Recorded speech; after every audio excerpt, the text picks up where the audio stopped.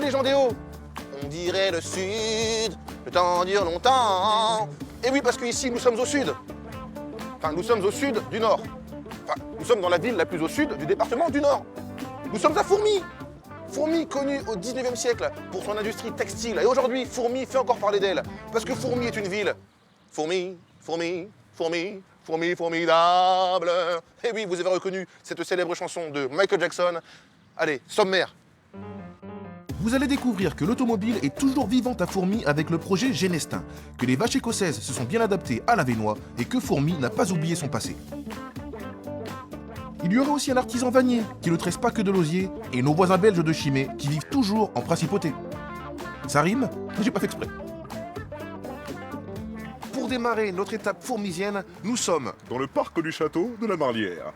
où nous allons rencontrer deux jeunes entrepreneurs qui sont venus vivre ici, à Fourmi, pour remettre au goût du jour une voiture d'une ancienne marque automobile, Genestin.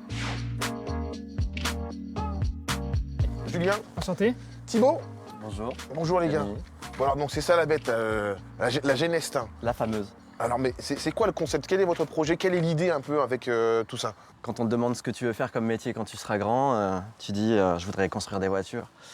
Et puis après au lycée, plutôt que de suivre tes cours d'histoire géo, tu dessines sur des petits bouts de papier des voitures. Des croquis, tout ça? Des croquis. T'as ton prof qui se moque de toi devant toute la classe en disant vous pensez que Monsieur Hocher s'en sortira dans la vie en dessinant Monsieur des Hocher, voitures. enfin, Monsieur Hocher. Voilà, c'était un peu ça. Mais quel genre de voiture vous voulez faire? Vous voulez faire le même modèle ou juste garder un peu l'ADN du véhicule? Qu'est-ce qu'on va voir après Alors, ça se voit que tu ne t'y connais pas en voiture. Garder le même modèle, c'est pas possible. Question homologation, aujourd'hui, ça peut plus rouler sur la route. Là, elle peut rouler parce c'est une voiture ancienne. Mais aujourd'hui, on fait clairement un modèle récent, une voiture pour le futur. Par contre, ce qu'on garde, c'est cet ADN, ce côté années 30, années 20. Le concept, pour le faire comprendre clairement, c'est une grosse Morgane à la française. C'est une voiture qui n'aura pas de plastique, qui n'aura pas d'acier. C'est une conception de technologie très moderne, c'est un véhicule hybride. Par contre, on garde ce style rétro. Donc le design va rester un peu similaire, quoi. Voilà.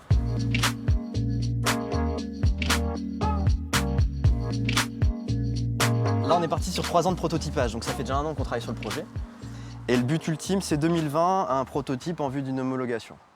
C'était important pour nous de ne pas construire une marque automobile sans avoir de passé, d'historique et de patrimoine. Parce que Genestin, il faut rappeler, Genestin, c'est ici à Fourmi que se construisaient à l'époque les véhicules. C'est clair. Voilà, on a voulu jouer le jeu de relancer le produit sur Fourmi, la marque sur Fourmi. On est quand même dans la première région française industrielle automobile, donc ça veut dire que nous, on a tous les partenaires autour, on a tous les équipementiers. On est bien à Fourmi. Bon bah moi j'ai envie de rouler avec tout ça.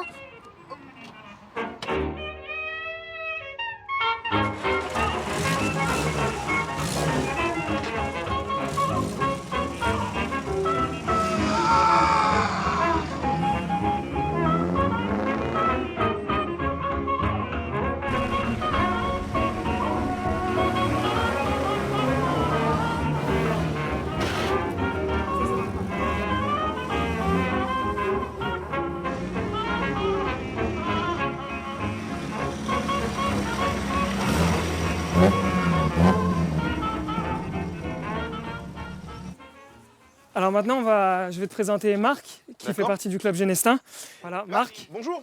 Bonjour. Ça va Julien? Salut Marc, tu vas bien? Ouais, bienvenue à l'écomusée. Vous faites partie de l'association donc du club Genestin, qui fait partie de De l'écomusée. l'écomusée de l'Avesnois, tout à fait. D'accord. Donc on est plusieurs membres et on vient là pour justement pérenniser toute cette épopée Genestin, promouvoir les véhicules d'avant et aussi épauler Julien et Thibaut dans leurs projets pour la génération future.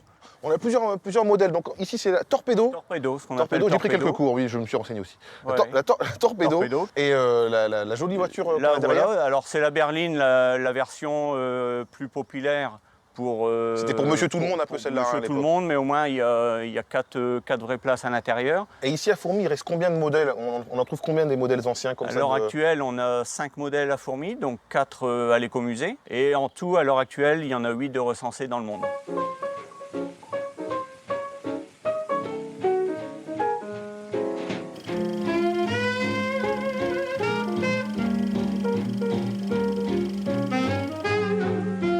Donc là, on est vraiment dans l'atelier de restauration. Mais c'est incroyable. Ça veut dire que vous partez de ça pour arriver à ce qu'on a dehors. On part de ça. Donc on a récupéré le véhicule à Rennes. Il est revenu complet, mais dans son jus, sorti de grange et parfois dans un état critique. Là, il a déjà été sablé, repeint. Oh, là, il est pratiquement neuf. Et au fur et à mesure, les pièces s'empilent, les pièces refaites. Et ça, Julien, ça vous aide aussi d'avoir les pièces détachées pour recréer justement l'ADN de votre futur projet? Elles nous ont aidé à faire beaucoup de travail d'archives, de photos, de différents éléments, différents petits détails qu'on va faire rappeler sur le nouveau véhicule. C'est le but. Donc, le truc qui est formidable dans tout ça, c'est que c'est vraiment une histoire de cœur, une aventure humaine, parce que vous, pareil, c'est une passion avec le club. Vous, pareil, c'est le même élan. Messieurs, moi je continue ma visite de l'écomusée. Merci pour tout. Ce fut un plaisir. Okay. Pour nous aussi. Ça marche. Et Quand je vous pars voulez. avec la calandre. Un peu lourd quand même. Salut. Au revoir. Et il a l'air bien ce gars-là. Hein. Ouais. Fourmi, ce n'est pas que les voitures. Fourmi, c'est aussi la nature. Parce que c'est l'Avesnois, oui. Alors vous avez rendez-vous avec Grégory, un éleveur bio. Enfin, éleveur bio, lui il n'est pas bio, je veux dire son corps n'est pas bio. Il est éleveur de bovins bio. Il est éleveur de bovins bio à Moustier-en-Fagne. Oh, la nature. Élever des vaches qui ne mangent que de l'herbe sur des terres préservées à quelques kilomètres de Fourmi, c'est le pari d'un jeune éleveur installé depuis 6 ans dans l'Avesnois. Je suis Grégory, éleveur à la ferme du Beau Pays. J'élève ici à Moustier-en-Fagne des vaches Highland et Angus et des moutons de soie. Ici on est au milieu des pâtures, je commence ma tournée, la tournée des vaches. C'est une part importante de mon boulot, ça, de faire partie du troupeau. Je dois me faire accepter dans le troupeau comme chef de troupeau, je dois me faire accepter. Donc c'est pour ça que j'ai toujours un petit peu de luzerne, un petit peu de bonbons. Comme ça on habitue les vaches à venir, à nous suivre. C'est dur, hein? Bien à l'ombre. Hein? Il fait chaud, hein? Il fait chaud pour des Highlands. Tiens. Donc les Highlands, c'est une race originaire d'Écosse. Elle existait à l'état sauvage au début du 19e. Donc elle a gardé cette rusticité, donc avec les grandes cornes, qui ne sont pas là juste pour faire beau. Ça sert à faire, à déterminer qui est le chef, faire les élections. Il y a 250 Highlands et à côté j'ai une troupe, il y a 150 Angus, quoi. Donc il y a le label bio. Ça garantit forcément pas de produits chimiques, pas d'hormones, pas de soja transgénique. J'ai pas besoin de tout ça, quoi. On crée des systèmes équilibrés qui tiennent debout tout seuls, sans chimie, sans intrants. Ça paraît bizarre de dire mes vaches ils mangent de l'herbe, mais c'est plus si courant que ça, quoi. Je suis fils d'agriculteur. Mes parents ils avaient une petite ferme dans les Flandres de 25 hectares. Mes copains ils rêvaient de tracteurs, de gros tracteurs. L'école agricole, voilà, c'est le deal. Moi, j'étais un peu compliqué parce que je voulais être éleveur, mais je voulais être en plein air, je voulais faire du bio. Et donc, j'ai rencontré des éleveurs bio qui étaient contents de ce qu'ils faisaient. Du coup, je me suis dit, c'est ça qu'il faut faire. Et dès le départ, j'ai fait le choix de la vente directe, produire peu, mais tout vendre moi-même. Mon meilleur souvenir en tant qu'éleveur bio, ça a été l'arrivée ici quand même. L'arrivée ici et puis le déchargement du camion avec les bêtes, quoi. C'était quand même... j'ai pas vite peur des projets, mais bon, là, quand même, il y a un moment où on se dit, je fais bien, je fais pas bien. On déménage les petits, trouver une école, Marie devait trouver du boulot, quoi. On a de la chance, on a un bon voisinage aussi, qui voyait ça un petit peu d'un œil curieux au départ. Le mec qui arrive des Flandres avec des drôles de vaches, il est en bio, il aime bien l'écologie, oula, attention. En fait, non, ça va. Moi, à la ferme, on est 9 personnes avec les apprentis, les salariés, tout ça, donc ça crée du boulot. Et puis on nourrit des gens. Moi, je veux retrouver ma fonction de base qui est de nourrir des gens, et je veux être l'éleveur de la famille, quoi.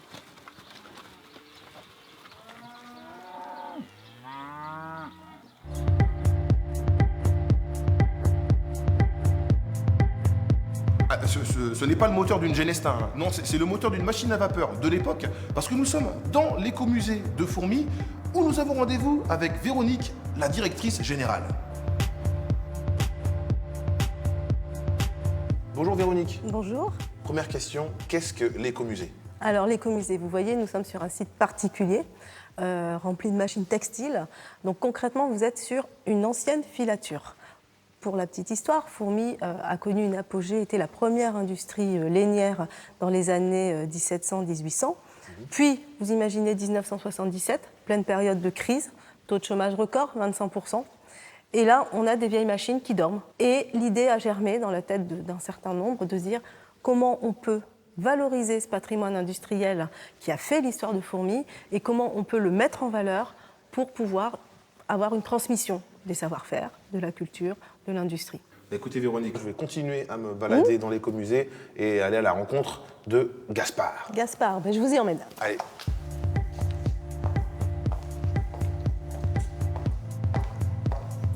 Bonjour Gaspard. Gaspard, qui travaille à l'écomusée depuis 2003, D'accord. qui est un passionné de son métier. Je vais entendre la suite moi alors. Gaspard, alors comment elle s'appelle cette machine? Alors ces machines, ça s'appelle des gills.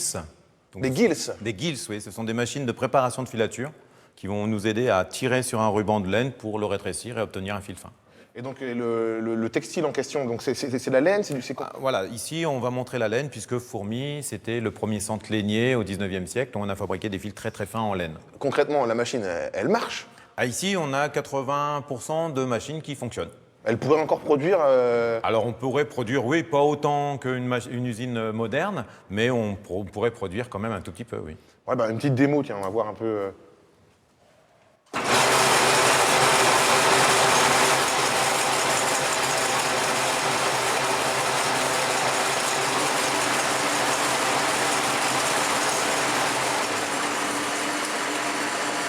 Faut s'imaginer donc l'ensemble des ouvriers, l'ensemble des machines qui fonctionnent, les conditions de travail de l'époque. Mais alors combien d'heures par jour les gens travaillaient dans ce brouhaha? En général, le temps de travail à l'époque, c'est 12 à 14 heures par jour. 12 à 14 heures par jour, 6 jours semaine. Donc peut-être qu'effectivement, c'est une des raisons pour lesquelles il y a eu, vous savez que Fourmi est un haut lieu au niveau de l'histoire du 1er mai, de la revendication salariale. Peut-être que ce type de conditions de travail de l'époque ont amené ces personnes à revendiquer et aux événements qui ont abouti au 1er mai. Gaspard, merci beaucoup. Merci beaucoup. Fourmi vit avec une blessure, celle du 1er mai 1891. Ce jour devait être une fête du monde ouvrier. Il s'est transformé en drame historique que Jean-Louis nous raconte. Eh bien Jean-Louis, le 1er mai, on est vaguement au courant de la tragédie, mais comment ça s'est passé vraiment? Dans cette petite ville qui a ses habitudes et ses codes, on va dire que le climat social se détériore brutalement lorsque les industriels, prétextant une baisse de bénéfices, décident d'abaisser les salaires.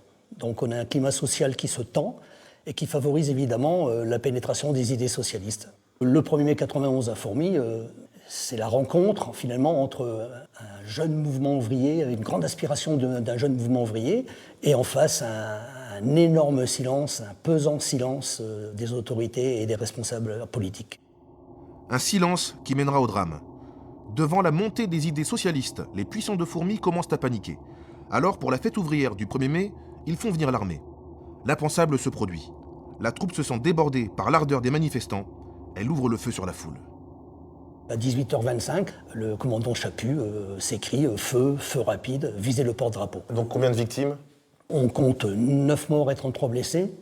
Et parmi ces 9 morts, il y a donc 2 enfants de 12 et 16 ans, ainsi que 3 jeunes filles de 18 ans. Et alors, de nos jours, le 1er mai, qu'est-ce qu'il devient? Écoutez, au lendemain de la fusillade, le 1er mai est immédiatement récupéré et utilisé à des fins politiques, à des fins philosophiques, etc. Et on peut dire qu'au début du XXe siècle, il reste une des dates repères du mouvement ouvrier français. Jean-Louis, merci beaucoup. Merci beaucoup pour ce cours d'histoire et ce récit très précis. Je repars vraiment avec un maximum d'informations. J'étais content. À Fourmi, on tissait la laine. Mais il n'existe pas loin d'ici, à Féron, quelqu'un qui tisse les bras d'osier. Et c'est Pascal. Rencontre avec l'un des derniers vanniers des Hauts-de-France. Sur la place du village, le vannier a installé son atelier mobile, la vanne mobile. Eh oui, Pascal est un artisan qui tresse aussi du lien social. Alors moi je suis artisan vannier. Vannier, donc quelqu'un qui tresse des végétaux. Je pense être un des derniers dans le Nord. C'est un métier en voie de disparition, parce qu'un métier 100% manuel.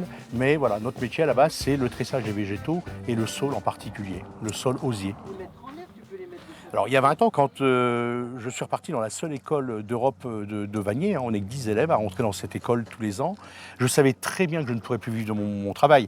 Donc voilà, j'ai fait comme beaucoup de Vaniers aujourd'hui, on est encore à peu près une centaine en France, on s'est diversifié. Donc sous forme de stage, vannerie, et après moi, bon, c'est vrai que je suis un peu attiré par toutes ces matières naturelles. Donc voilà, j'ai monté des ateliers, ce qui fait que ça fait 20 ans que je tourne dans les quartiers de Roubaix jusqu'à la prison de Fleury-Mérogis aussi, où j'arrive avec des branches comme ça, et voilà, on les fait s'évader. Tiens la crevette, tu tiens la branche? Bon, qu'est-ce qui se passe? Bah, en fait, quand j'ai tapé, Oui. le bonhomme il s'est levé et du coup ça a tapé mais pas dans le... Ces gens ont une fête de la sorcière, qu'ils font dans leur quartier tous les ans. Et l'idée, voilà, c'était de faire des sorcières un peu qui sortent de l'ordinaire. Je vais avec ma remorque, avec des branches, avec de la colle, avec des clous, avec des vis. Et avec ces branches, en faisant travailler son imagination, les enfants vont réaliser des personnages qui vont leur parler. C'est une façon aussi de les inciter à sortir un peu de leurs réseaux sociaux, de tous ces nouvelles technologies qui envahissent un peu nos maisons aujourd'hui, pour leur faire découvrir qu'avec 3 branches, un bout de ficelle, on peut s'épanouir. On a la preuve aujourd'hui que ça fonctionne. Ouais, on regarde, on dirait qu'il est blessé. Oh, c'est beau. Attends. Oh, j'en ai plein de souvenirs, mais j'ai surtout le souvenir d'un gamin, il était toxicomane, donc il venait pas d'un milieu défavorisé d'ailleurs, un milieu tout ce qu'il y a de plus huppé, et voilà, sa vie en vrac et tout, et à travers des ateliers justement, il a repris confiance. Et aujourd'hui, je suis toujours en contact avec lui, c'est devenu quelqu'un de tout ce qu'il y a d'adorable, quoi, avec une profession où il s'épanouit, et il donne aux autres un peu ce qu'on lui a donné, et ce qui lui a permis de sortir de son addiction. Donc il faut que tu fasses un trou. Certains anciens, dans le temps, mettaient leurs mains devant leur travail pour pas que nous, les jeunes, on voit les techniques de travail. Là, on est dans une autre démarche. Nous, le but, c'est que ce savoir-faire se perpétue et qu'il y ait des jeunes qui puissent en vivre. Donc ça, oui, c'est une priorité chez nous. C'est une promesse qu'on a fait, que j'ai fait, c'est la transmission du savoir. Il n'y a rien de pire que de partir et de fermer la porte de son atelier. C'est ton bébé et tu le laisses mourir. On ne laisse pas mourir son bébé, quoi. Donc il faut que ça continue. Puis moi, il faut surtout que j'ai une salle de jeu pour mes vieux jours. Nous avons passé la frontière, nous voici en Belgique, à Chimay. Tout le monde connaît la ville pour sa bière et son fromage. Mais Chimay, c'est aussi une principauté, avec un vrai prince et une vraie princesse qui habitent dans un vrai château, avec des vrais gens dedans. Je vous jure, c'est vrai.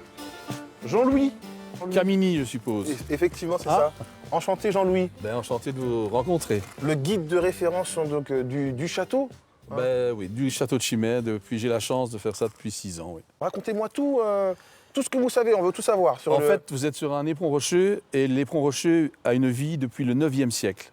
Or, là, la façade qui se présente à nous est une façade qui a été reconstruite après l'incendie du 6 mai 1935. Et donc, la façade que vous voyez là est une façade style Henri IV, mais reconstruite en 36-37. Et la tour, enfin je ne sais pas si on appelle ça, c'est la tour. Oui, c'est la tour, donc maintenant c'est notre chapelle. En fait, cette tour a résisté à l'incendie de 1935. Et quand Pelgrims de Bigard a reconstruit le château en 1937-38, il a coiffé cette magnifique tour d'un clocher à bulbe ou à oignon qu'on retrouve un peu partout dans le Saint-Empire romain germanique. Bien, merci déjà pour cette explication sur l'extérieur du château. Avec mais je veux en savoir plus sur l'intérieur du château. Moi. Ah, l'intérieur vaut l'extérieur, vous allez le voir. Je vous suis. Suivez-moi, je vous en prie. La porte est magnifique, tout est... Voilà, ici nous entrons, je vous en prie, nous entrons dans le hall. Donc là...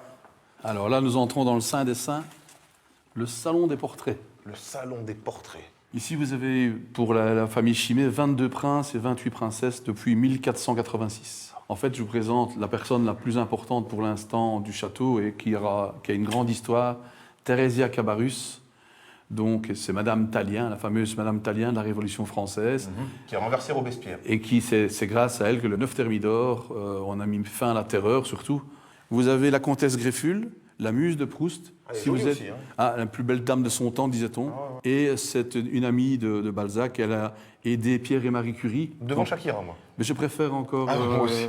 Elisabeth. Je m'excuse, pour l'instant. On est d'accord, justement, on est d'accord. Les femmes de cette salle ont eu un rôle important dans l'histoire. Toutes les femmes, depuis toujours, toutes les femmes, encore actuellement, vous avez rencontré la princesse Françoise, la princesse Elisabeth, mais Émilie Bellapra. Toutes ces dames ont eu un certain caractère. C'est ce qui a permis au château d'être toujours là.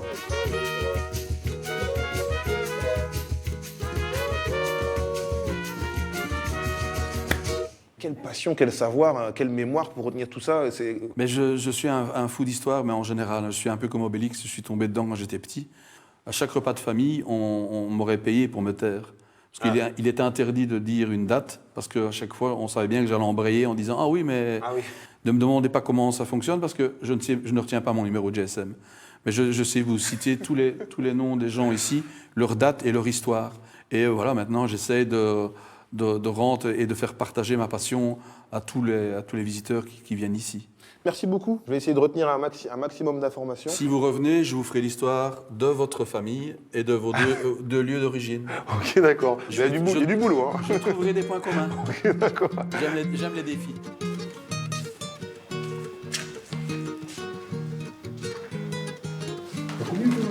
Mohamed Ali. C'est le chevalier de l'époque qui buvait des trop de chimée.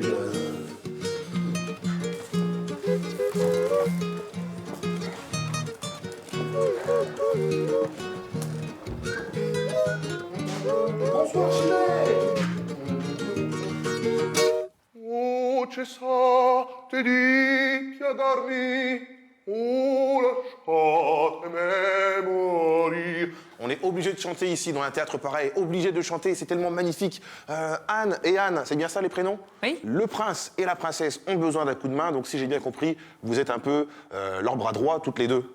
Les bras musclés. Les bras musclés. On vit au jour le jour à Chimay, parce que suivre un prince et une princesse qui ont autant d'énergie, il faut courir derrière, parce qu'ils voyagent beaucoup, ils ont des idées tout le temps, ils déménagent beaucoup de choses d'une maison à l'autre. C'est du monde qui vient dormir, c'est des organisations de... Oui, moi je viens dormir la semaine prochaine d'ailleurs. J'ai une invitation. La princesse m'a dit que vous aviez une chambre. Quand on travaille dans un endroit aussi magnifique, aussi privilégié, on n'a pas envie un peu de garder ça pour soi, ou au contraire vous voulez partager justement ce plaisir et ce bonheur? Le bonheur, ça se partage, justement. Oui, c'est ça, c'est très important pour les princes de partager leurs biens, leurs trésors, parce que au plus on a du monde qui vient visiter le château, au plus on ouvre des nouveaux projets, des nouvelles orientations et on crée de l'emploi. C'est important pour la ville, pour la communauté, pour un dynamisme local. Merci d'avoir répondu à mes questions et je vous quitterai en vous disant Tira Olimpia, Tira Olimpia in don. Merci mesdames.